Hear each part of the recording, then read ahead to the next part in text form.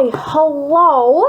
Welcome to your Unit 1 set of videos. Please make sure that you know exactly what homework format you need to use, and go ahead and get started.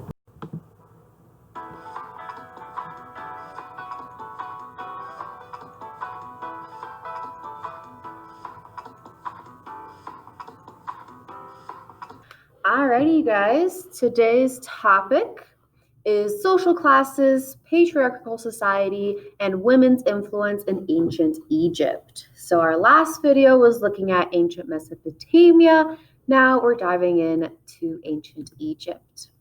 So our objectives, are incredibly similar to our last video. So number one, where should world history start? Number two, what is the key difference between social classes in Mesopotamia and ancient Egypt? Then number three, what was the role of women in ancient Egypt and how was it different than Mesopotamian women? Let's go ahead and get started.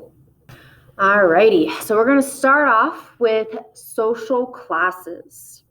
And last time with social classes in Mesopotamia, we saw this progression, okay? So you have ancient cities. What do ancient cities do? They accumulate wealth. Well, what happens with that wealth? You have a development of social distinctions and hierarchies, aka social classes, right? So like the Mesopotamians, ancient Egyptians recognized a series of well-defined social classes.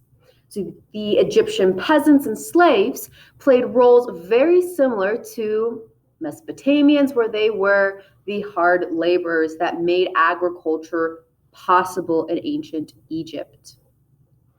Organization of ruling classes differed between Mesopotamia and Egypt. So instead of a series of urban kings, Egyptians recognized the pharaohs as a supreme central ruler.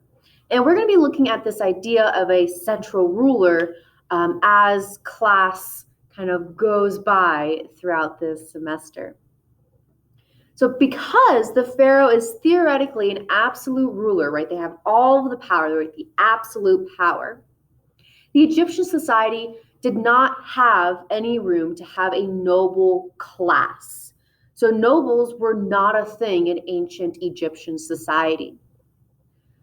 So instead of that, the Egyptians relied heavily on professional military forces, as well as an elaborate administrative system and tax collectors who helped serve the central government.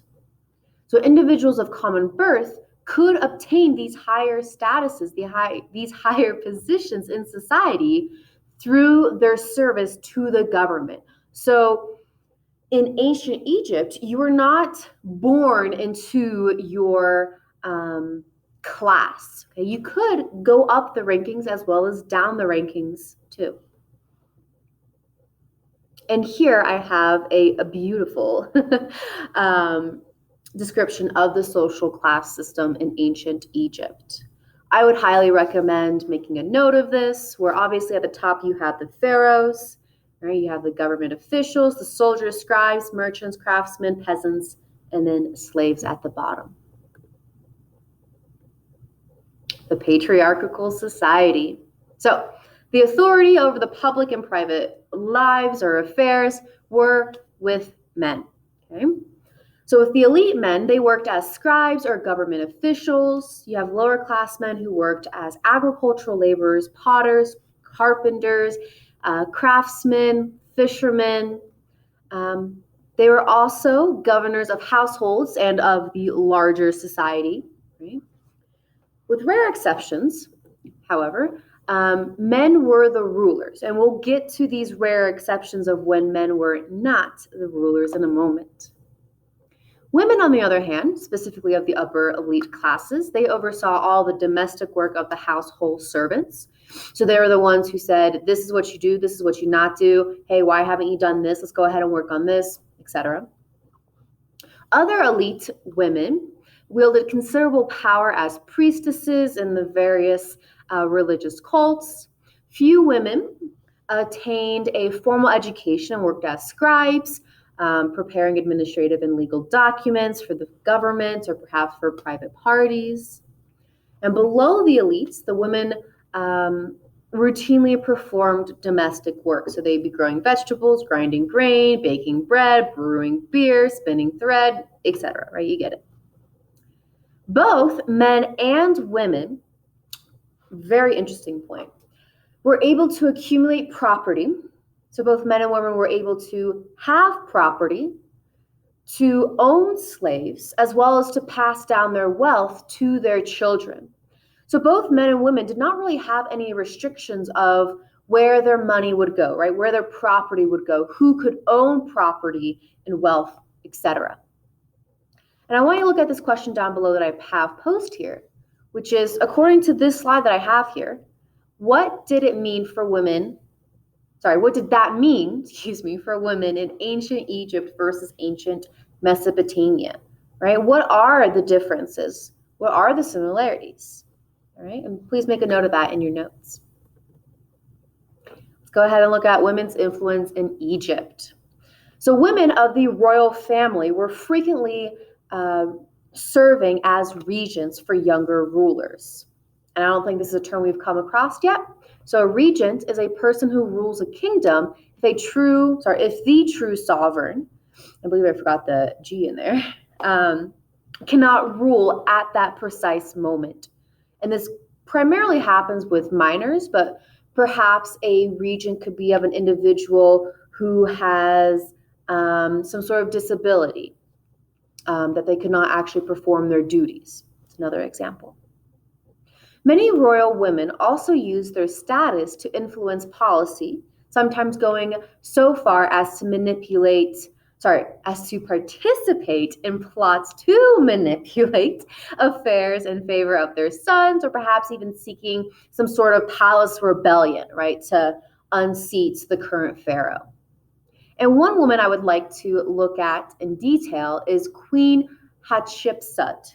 I believe I'm pronouncing that correctly, who ruled for a pretty nice chunk of time. She was a regent during this time, and she served as a co-ruler with her stepson.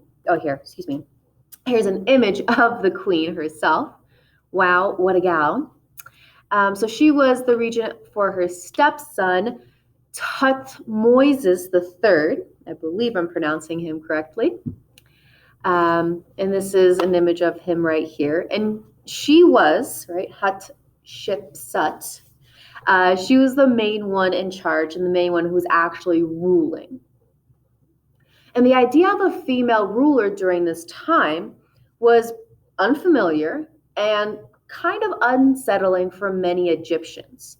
And in an effort to try to make herself seem less threatening that she's a woman in power, as well as to seem like she is an equal to a man in power, she would create these statues of herself wearing various male clothing, right? Doing some cross-dressing, right, in ancient Egypt. But more traditionally, she would wear a false beard, right? She'd wear male clothing. Her reign, just some fun facts for you, her reign was almost completely peaceful. There was a report of her being in a conflict with a neighboring kingdom, Nubia, but other than that, it was pretty peaceful because her main focus was on trade as opposed to warfare. One of her biggest accomplishments was creating this massive temple in her name, where it served both as a religious temple, but also a personal shrine as well, where you have these lovely, huge statues right outside of the temple that looks like it's right inside of that mountain, which is awesome. And once again, a lot of shrines, statues, images, etc., depicting her. So towards the end of her reign, she allowed her stepson to have an increasing role in government affairs. Whether she knew that her reign was ending or that he was coming of age, she started to bring him in. And when Hatshepsut died, right, when her reign actually ended, her stepson tried and attempted to remove all traces of her rule, which is a very interesting thing. And I pose a question to you of why. Why would her stepson do this? Vengeance? He was spiteful? Maybe it was to say, hey, I want to make sure that my line can only see the men, right? There's no woman interruptions. Perhaps. And that, my friends, is where we will end it for today. So really quickly, what did we learn? Hey, guess what? Humans are still complex. Social classes are created through wealth that's generated by large cities. And then lastly, we've seen that ancient Egyptian women had a lot more freedoms and a greater presence in everyday life than the Mesopotamian women. Wow, what a fantastic, invigorating, insightful, productive, wonderful video that Miss I has created for you. Yes, I know, you can go ahead and clap for me. It's totally fine. Please, please, please make sure that you have completed whatever homework format I have asked and given to you for this video, and have a fantastic rest of your day. Goodbye.